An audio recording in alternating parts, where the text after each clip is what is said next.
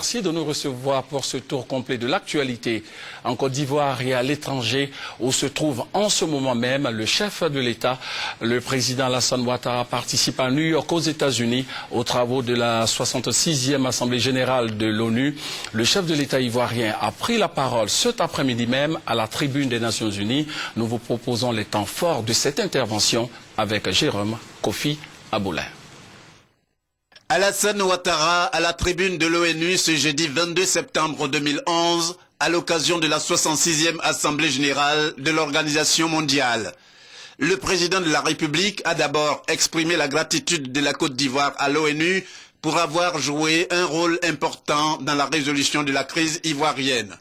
Monsieur le secrétaire général, tout en vous réitérant mes chaleureuses félicitations pour votre réélection, je voudrais vous renouveler, au nom du peuple et du gouvernement ivoirien, ainsi qu'à mon nom propre, notre profonde gratitude et notre reconnaissance pour la contribution déterminante des Nations Unies et pour votre implication personnelle dans le règlement de la crise ivoirienne. Le rôle de la médiation pour le règlement des litiges par des moyens pacifiques, c'est le thème de cette 66e Assemblée générale. Au regard de ce thème, le président de la République Alassane Ouattara, en rendant publiquement hommage au président Félix Houphouët-Boigny, a dit s'inscrire dans la droite ligne de la politique de dialogue prônée par son illustre dévancier.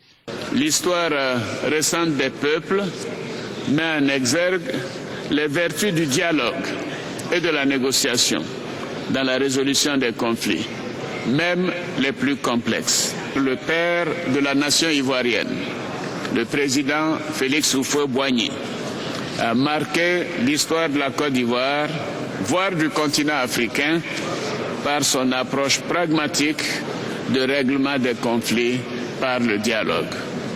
En témoigne le prix Félix Houphouët-Boigny pour la recherche de la paix, institué par l'UNESCO, qui représente la reconnaissance de la communauté internationale pour ses efforts en faveur de la paix.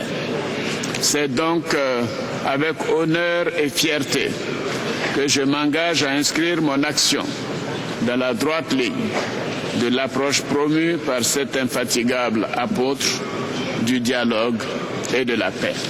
Le président de la République, dans un plaidoyer pour la paix dans le monde, préconise l'approche des règlements de conflits par le développement et la solidarité internationale.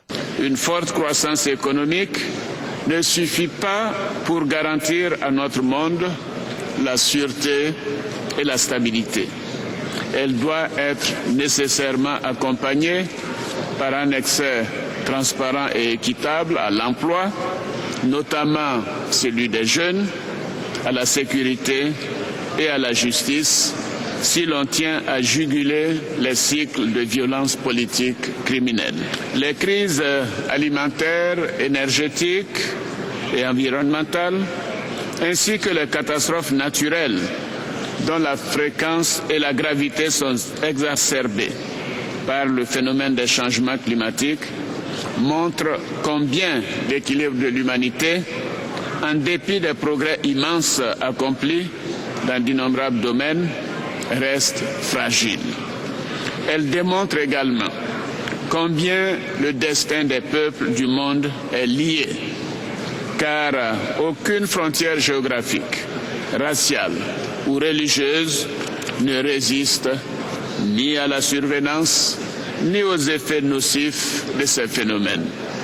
Nous devons, dès lors, conscients de nos responsabilités vis-à-vis de nos peuples, mais surtout à l'égard de l'humanité tout entière, combiner nos efforts dans un cadre multilatéral pour trouver des solutions novatrices et efficaces face à ces crises et autres catastrophes qui font peser une menace réelle sur la paix et la sécurité internationale. Pour mieux illustrer sa vision, le président de la République est revenu sur son plan d'action depuis son élection à la tête de la Côte d'Ivoire, notamment en ce qui concerne son programme social, sa politique sécuritaire et la réconciliation qui est pour lui une priorité nationale. Mon pays, depuis ma prise de fonction, s'attelle à renforcer la sécurité de son territoire. Ainsi, les discussions sont en cours de finalisation avec la signature d'accords tripartites avec nos voisins, notamment le Libéria, avec qui l'accord a déjà été signé, le Ghana et la Guinée d'une part, et avec le Haut Commissariat aux réfugiés, soutenu par les organisations onusiennes de maintien de la paix présentes dans la région. Ces accords visent à permettre le retour volontaire et rapide des réfugiés ivoiriens dans ces pays frères et prémunir les frontières ouest et est contre les mouvements d'hommes armés, les trafics de drogue, de pierres et de métaux précieux. Des négociations sont également engagées avec nos partenaires occidentaux pour faire de la Côte d'Ivoire une plateforme de défense et de sécurité au niveau régional dans la perspective de la lutte antiterroriste. Dès ma prise de fonction, j'ai érigé la réconciliation nationale au rang des priorités avec la création de la commission Dialogue, Vérité et Réconciliation qui a pour mission de créer les conditions de dialogue entre toutes les couches de la population afin de panser les meurtrissures engendrées par la crise, de reconstituer le tissu social, de restaurer la cohésion nationale et de promouvoir la paix et la justice.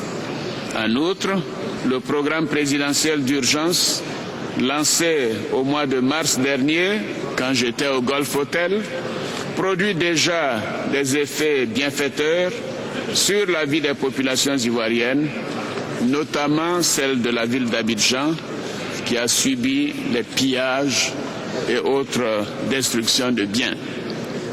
Ce programme porte principalement sur l'amélioration des services sociaux de base, notamment l'eau potable, la santé, l'éducation, l'électricité et la salubrité, qui constituent des défis majeurs à relever dans la mise en œuvre des objectifs du millénaire pour le développement. Le président de la République n'a pas manqué de présenter son ambition pour la Côte d'Ivoire. Mon ambition est de faire de la Côte d'Ivoire, à l'horizon 2020, un pays émergent, une nation réconciliée avec elle-même et avec les autres nations. Une Côte d'Ivoire rassemblée autour des valeurs républicaines. Un État moderne, respectueux de l'indépendance de la justice, qui luttera contre l'impunité et assurera la promotion du mérite et de la compétence. Pour le chef de l'État, les élections législatives prévues avant la fin de cette année vont permettre de renforcer la démocratie en Côte d'Ivoire.